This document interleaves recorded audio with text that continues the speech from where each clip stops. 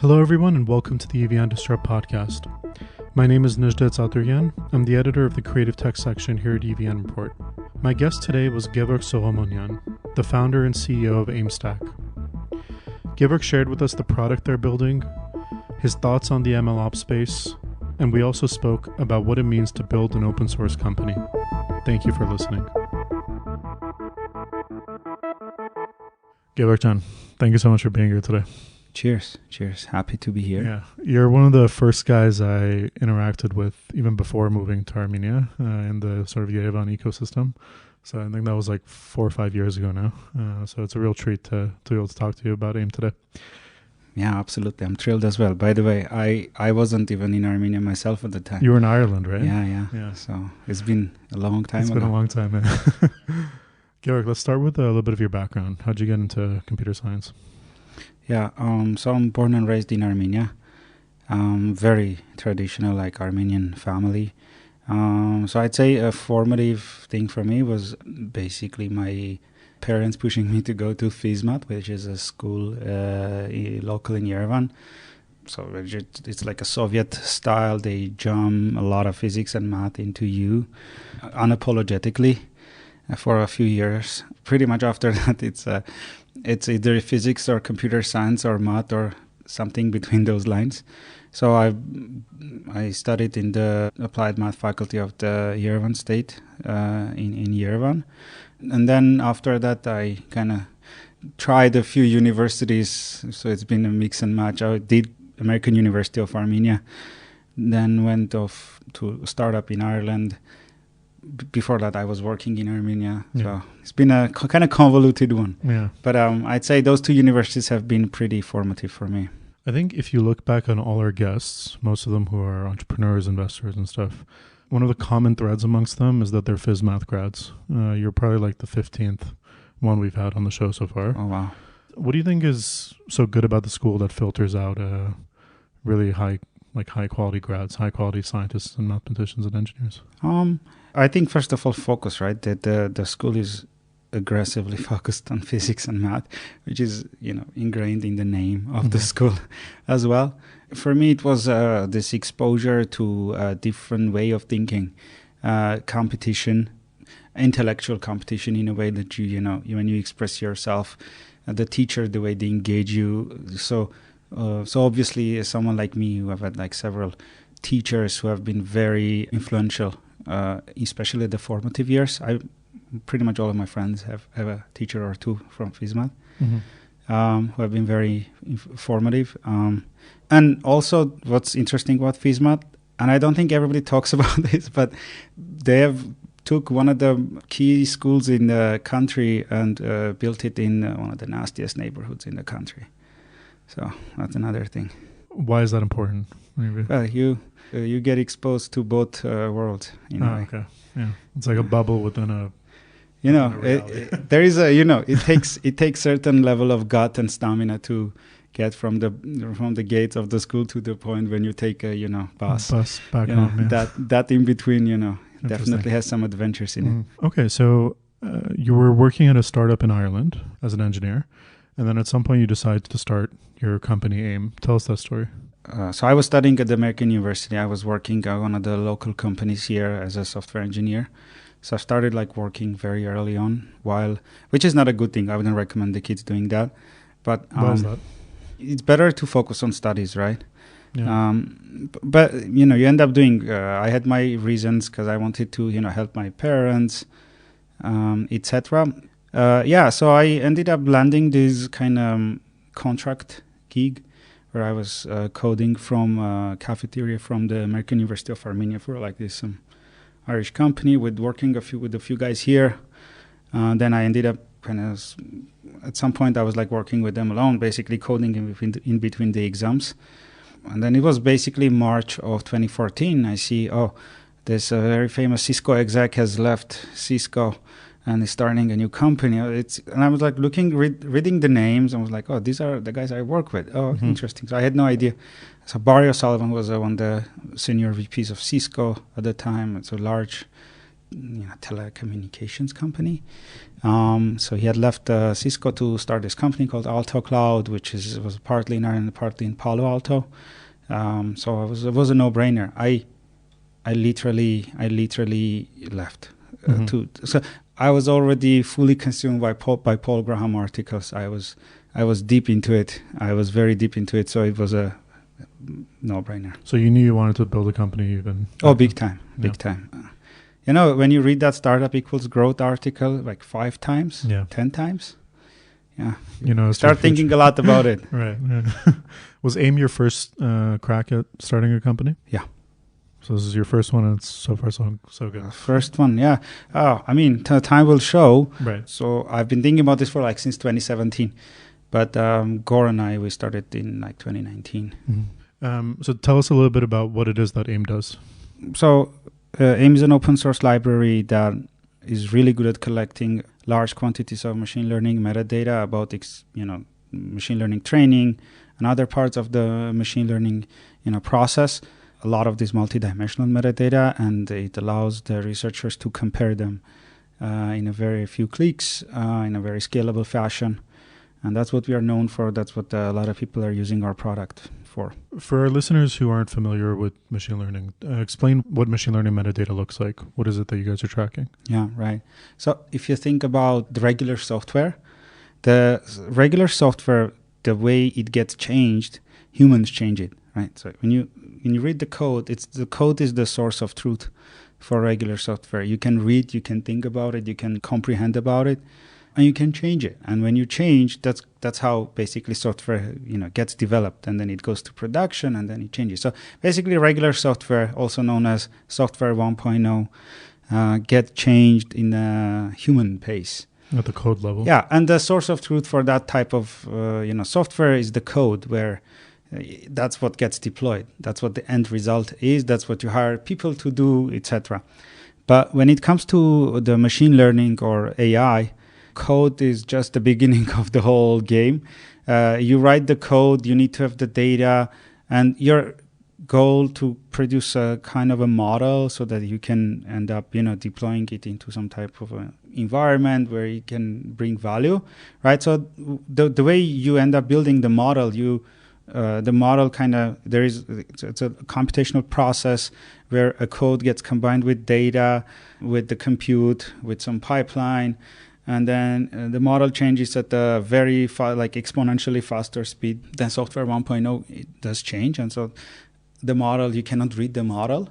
There is no way you can look at the model and tell it what it's going to do, how it's going to behave. It's a stochastic process most of the time, or all of the time. And then basically you cannot interact with it directly, so you need to interact with it, look around and so that's where metadata comes in. Basically everything you track about the model while it's training, before, all this information, that including the code. This is maybe an unpopular opinion. As far as I'm concerned, code is also machine learning metadata. What do you mean by that?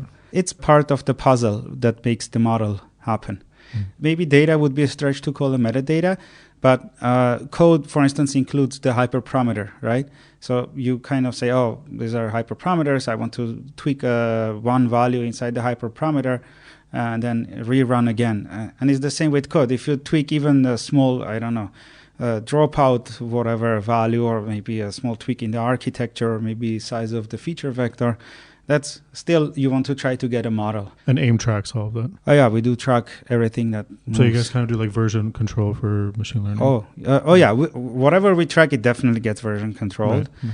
But it's not just version control. We track large quantities of multidimensional metadata. And so by saying multidimensional, I mean, imagine one machine learning training can have several hundred hyperparameters, several hundred metrics. Each metric can have up to a few million steps. By saying step, I mean metric is a sequence of numbers. Each number is a step, right? Mm-hmm. And then this is just the metrics. What if you decide to track some intermediate images? Mm-hmm. But for instance, you run 64 epochs, and then you take a batch of 64 images and then run 5 times each epoch. Then multiply the numbers. that would be a very lightweight way of tracking images Right. during training. So there's a lot of things that move during the machine learning training, and our library tracks a good number of that stuff. Right. Yeah. Earlier you were speaking about software 1.0 and 2.0. Machine learning fundamentally is very experimental. It's more scientific, you could say, although it's still, I think, an engineering discipline. So there's a lot of things that are tracked at pre-production stage, the development cycle, and even when you push it into post-production or into a production environment.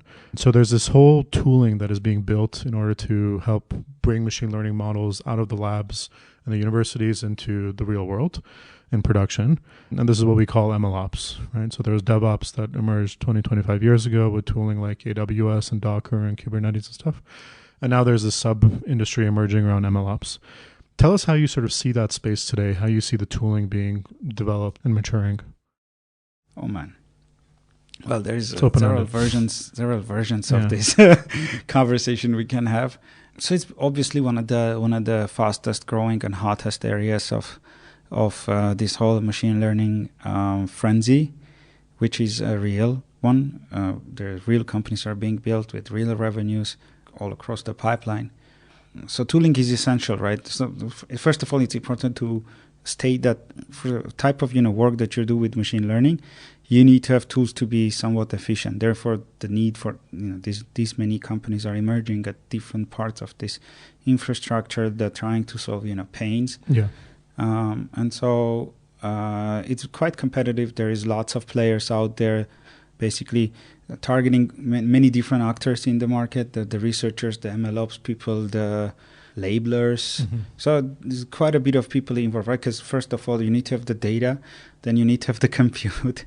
So there's layers. Then you need to somehow organize your work. For instance, say, first run this data labeling job, and then run this training, and then run XYZ. So that's kind of horizontal. And then you build like layers and layers of other stuff, such as track this metadata, then do eval or do something else. So and then you could see companies are evolving to fill in those gaps. To try to answer those, because but in my view, a lot of it is still quite fragmented. These tools are quite siloed. They are somewhat integrated, but not in an extent that there is no clear mainstream ones. Maybe besides the Hugging Face transformers, which is do I need to explain what Hugging Face transformers is? Probably, yeah. Yeah. It's an open source library that basically provides a framework of a base model, which is called a transformer, which is a language model. You can use it to translate. You can use it to, say, name entity recognition. Name entity recognition when you have a sentence and you want the machine to say, there was Donald Trump in the sentence. That's named entity. Mm-hmm. This is one of hundreds of these applications that these transformers are really good at. And this is kind of can we say it's the one of the early foundation models before GPT? That's kind of fair to say, 2017, right? Yeah. They build these models, and then so that people can come in and fine tune. It's called fine tuning, where you say, you build this base model where I can have for instance, I have my own data. Say you are a call center, right? When you're say you're a call center company, where you have lots of customer chats, you want to say, let's train a bot so that talks with our users or like customers, and then you can say, take this transformer and use this existing data that we already have, and train a new model from it, and then use it for our that's what Hugging Face is. So they're like pretty mainstream because they were able to convince the people to come around and build around those models. And give people access to those foundational models really early on. Yeah, it's also open source, so it's easy to easy to distribute and use and contribute. And Do you anticipate kind of a consolidation around MLOps tooling as the ecosystem continues to mature? Because right now there's a ton of players really competing for a few narrow spaces, right? Like there's people competing for the annotation market. There's people competing for experiment tracking, people competing for model performance monitoring, etc. How do you see it evolving over the next, let's say, 10 years? Because in the traditional DevOps space, really a couple of big players monopolize the whole thing, right?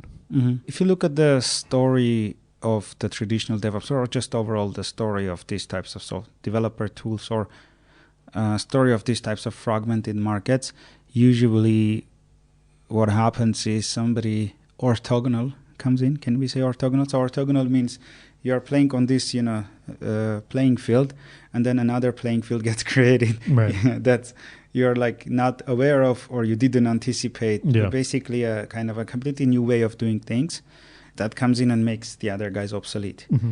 So I see a consolidation happening in that fashion, as opposed to somebody becoming so big that needs to be new ideas. You mentioned earlier foundation models. So foundation models are these large machine learning models that are built by the big players like Google, OpenAI, and stuff. And then through Hugging Face, or sometimes by the companies themselves, they release it through an API, or maybe they open source it, and people have access to using it. How does the transition towards foundation models, these large models that the average team or company isn't going to train themselves from scratch, how does that impact the MLOps space? How does the tooling begin to differ in the way it's applied and used? So obviously one of the challenges for foundation models is the deployment, where you need to Right. make it like low latency, all that stuff. So the way I see, the companies are still going to somewhat iterate over those models, even if it's available via an API. So there's going to be basically a kind of clusters of different companies that do different things with them, right? For instance, if you're I don't know, they're nowadays they're like real companies using, say, OpenAI, APIs, or Hugging Face, stable diffusion model, etc., or Hugging Face, models that are generating real revenue, and they are kind of building on top of those models, but they are not doing the pre-training part, which is very resource intensive, but they may be using an API to fine tune. Or so there's like several different ways of thinking about this. As far as we are concerned, the models never stop being stochastic, and the metadata around the models always need to be collected, because you need to still connect the dots between what did you try and how did it behave, etc., etc. But definitely some companies are going to, transform. So there is a lot of it kind of depends on the layer these companies operate on, because when we speak about the MLOps space, we kind of need to talk about where do they operate. For instance, would the pipeline companies change what they do? Maybe not, right? Because they don't really deal with the compute themselves. They just say, let me organizing this work and give you a dashboard to organize it.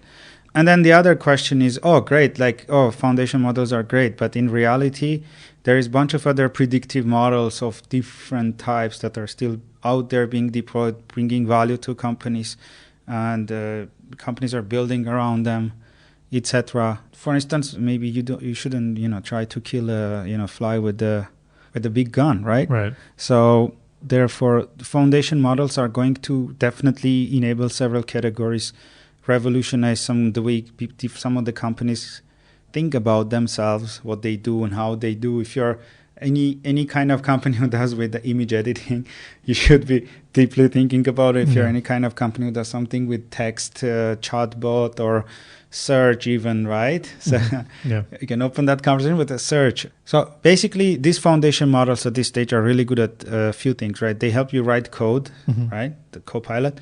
They help you do a lot of stuff with text, and they help you do a lot of stuff with images. But not every problem is out there in the scope of those types of generative style, problems. There's still a lot of other machine learning models are bringing value to different companies, and while there is a chance that these models can come in and completely take over all these other areas, it will take a little bit of time, and then depending on where you are on the layer of infrastructure, that may or may not affect you. For instance, if you're a compute level tool, say, I don't know if the Slarm is a PyTorch. Slarm is a tool that allows the engineers to organize a multi-GPU training of machine learning models. So, or for instance, Ray, it's a company on top of Ray called Anyscale. OpenAI uses Ray to train those models. So therefore, there is also the other group of companies who do train those models. And a lot of the competition with them is about the scale and not the scale, about the compute and understand how big of a compute can you have and how much of stuff you can train. They do need tooling, right? As far as I'm concerned, that doesn't aggressively affect the MLOps space in a way that it may be thought about. But definitely there is some tweaks different companies are going to need to do to be able to adjust. Yeah. Foundational models might just create a lot more opportunities for for companies that traditionally wouldn't have implemented AI in their products at all to start integrating them, rather than sort of just wipe out all the companies that were training models from scratch, or just training models, period, I think. Yeah. So there are companies who train all sorts of models, or try to build all sorts of infrastructure and trying to get lots of value, all sorts of value from them. And examples like in industrial cases, examples are in like a lot of tabular data is out there still being auto ML'd into different prediction models, right? Yeah. So it's not really straightforward. One way to look at it is to look at the way people are going to apply this. Foundation models are definitely going to create some, even maybe industries or even enable like categories, etc. But saying it will disrupt everything that comes around, maybe in a 10-year time, yes. But in the short term, there's still like lots of activity all over across the board. Because, for instance, not too difficult to find companies who deploy very simple models like logistic regression, because they care about the explainability, right? Right. And they have a kind of, or decision trees. They care about the explainability. Yeah. I don't think it's very difficult to find people who extract value from those models too. I have no idea what the percentage is, but traditional ML models are definitely still something that gets deployed in products. So let's get back to AIM. Tell us a little bit about what type of organizations are using your product. Yeah, so recently it's been quite a bit of growth of different companies. We have like issues being opened by Amazon ML, Facebook AI Research. So that's kind of the larger end of the companies, and obviously smaller startups as well, and everything in between. So AIM has recently become a top 1% of all Python libraries ever. Wow! So it's like on GitHub, on PyPy. On PyPy, right? Sorry. Yeah. That's so incredible. It's heavily downloaded. Wow. It's heavily downloaded. We see a lot of people are using AIM to run humongous amount of training runs. That's what it's especially good at. And, we work with a few groups who have been like comparing tools together. And so according to those comparisons, we may be world's best experiment tracking, open source experiment tracking, maybe. 1% of all Python libraries downloaded. That's really crazy, amazing. Huh? Yeah. Again, I'm just thinking back to when I first heard about this from you, like 4 or 5 years ago. So that was really, really cool. I'm happy for you. So you guys made a conscious decision to build the tooling open source. One, why did you guys decide to do that? And secondly, do you credit that for a lot of these big organizations like Facebook AI and Mila and stuff using it?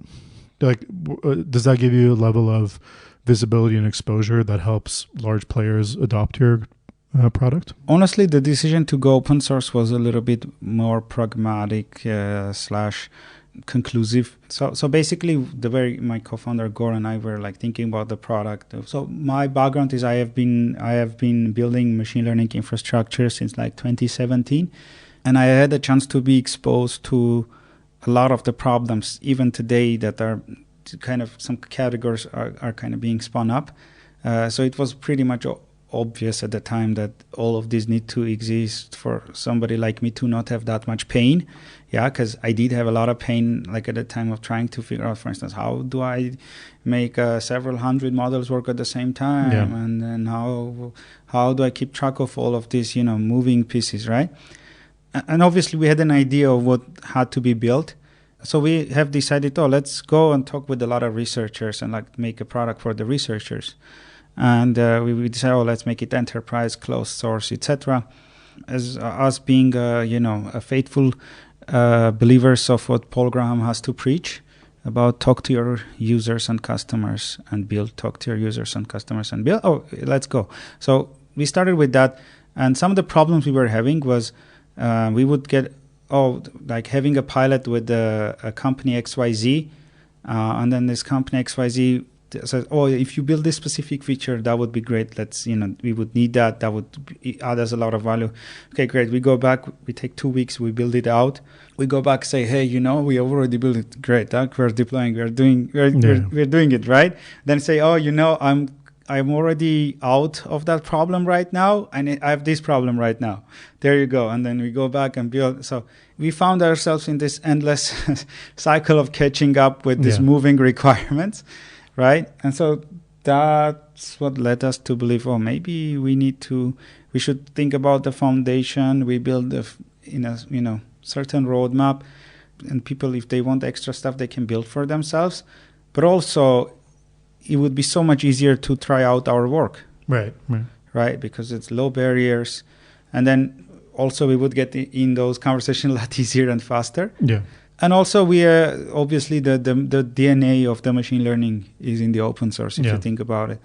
The DNA of the infrastructure is in the open source. PyTorch, all of the tools we use are open source. Yeah. And so it was basically this compound decision that we made.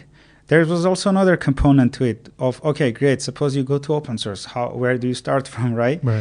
Actually, let me go back. So 2 other things that had happened that made us deeply, go towards open source. So the conversation with Ian. So Ian is, so there's this company called Mattermost that is building an open source Slack. Have you heard of Slack? No. Slack, yes. Yeah, not so the open source Slack. They're a very successful company. So it was why would you build an open source Slack, right? The question, because Slack already exists. Apparently, they have quite a number of customers, etc. A few conversations with him really opened our mind.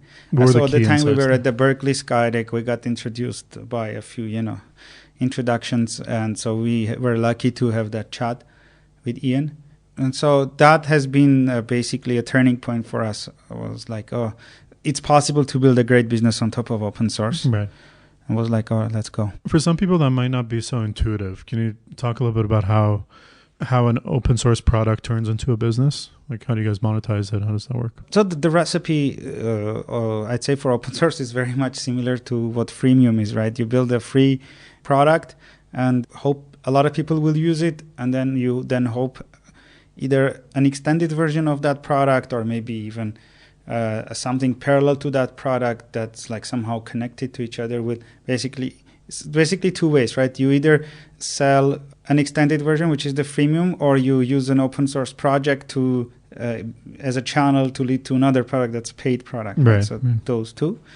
And then basically the name of the game is, can you make your open source project so useful and so famous and so kind of mainstream that many people will use it, and then then that would allow you to build a business. But then obviously there are the risks where what if your commercial product is a competitor of your open source? That's the biggest risk. So first risk is making it famous. Second risk is too famous. Is it more of a risk that the open source version becomes a competitor of commercial version, or is it the commercial version that you need to define those lines? And that's a very tricky one. Right. And the most famous example is obviously the Docker, right? Because they made one of the most heavily used infrastructure tools out there, and I'm not sure if they were able to fulfill the commercial side of it. Right. But it's it's everywhere. It's a balancing act. Yeah.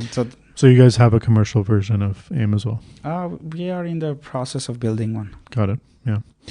Okay. And any advice for people looking to build on open source? One of the key advice to basically anyone building anything, but especially open source, is to clearly decide between yourselves what's your focus. Because once you are out there in the wild, you get pulled in all sorts of directions. Yeah. You have to have a clear idea what you're trying to do and stick to it, because it's so easy to build inches deep, miles wide. Yeah. But what you want to do is to build miles deep, inches wide. That would be my main advice. Well said. Gevorg, last question. What do you hope to see for the future of AIM in 5 to 10 years? So in the next 5 to 10 years, we want to help as many researchers as possible to build the models, faster and bigger, and really, help this wider AI community to transform basically the world with these new capabilities that AI brings us, to basically unlock a new type of productivity. Our mission is to basically build this democratized tooling that would allow many people to do it as fast as iterate as fast. Yeah. Basically, what we really care about with this is to enable AI researchers to have a very high velocity of iteration with building this, basically taking those models to production. That's what drives us. Right. How fast can you iterate on this? And and I feel like a lot of the dev tools should maybe think that way, but yeah, that's our goal. In the next 5 to 10 years, unlock a lot of these productivities that AI is going to bring with it. Right. Faster and better. I wish you a lot of luck with that, Gevorg. It's awesome to see AIM's success over the last few years, and looking forward to seeing more in the future. Thank you so much for being here today. Thanks. Appreciate it. It was awesome to chat. Thanks, Gevorg.